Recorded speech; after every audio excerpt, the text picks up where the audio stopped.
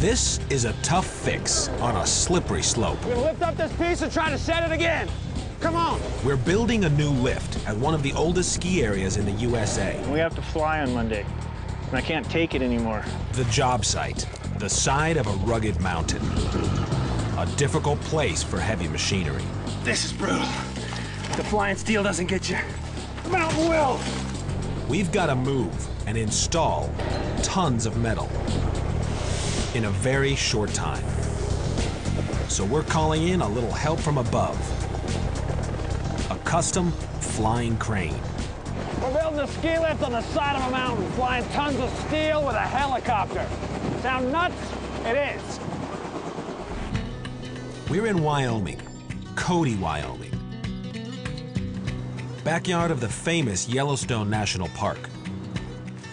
This is Sleeping Giant ski area. It was a big part of Cody's winter economy. Now, about 4 years ago, the chairlift shut down and the mountain closed its doors for business.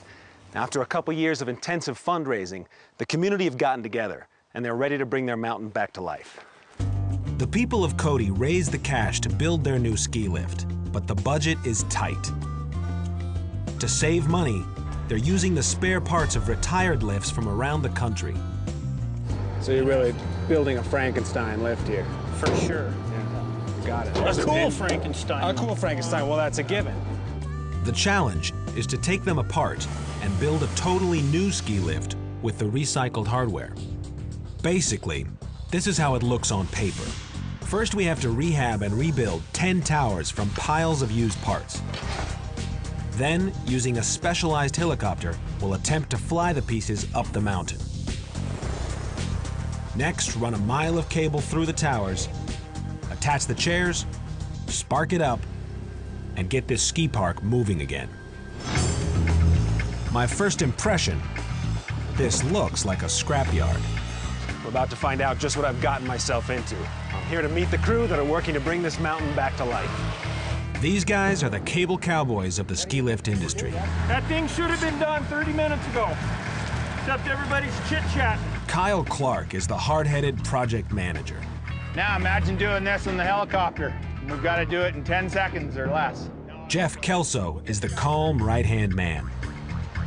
They travel all over, building lifts in backwoods locations. Anything else I don't know about him? I'm gonna take it back up. Yeah. I gotta go work with him right now. Kyle, right? So, yeah. I'm Riley. How you doing, Riley? I'm doing great, man. Nice to meet you. We're gonna have to do that again. Kyle is cracking the whip. It's almost 5 o'clock. Gotta hurry now, the painter's here. Come on! He knows they're under the gun. They gotta get this lift up and running this winter. Otherwise, the community will have to wait another 12 months before it sees any profit.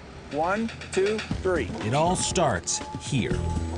Jeff, help me make some sense out of this, because if I just walked on this pile of scrap, I really would think I'd walked into a junkyard. Yeah, okay. Well, But you're telling me there's a ski lift somewhere out in all this steel. yeah, come on. So you'll build it up out of all the used pieces. We'll take that wheel, we'll take that bracket. Yeah, exactly. Here we find that we're engineering on the fly sometimes. Yeah. For instance, most of our stuff comes from that pile there. What better organizational tool than the pile?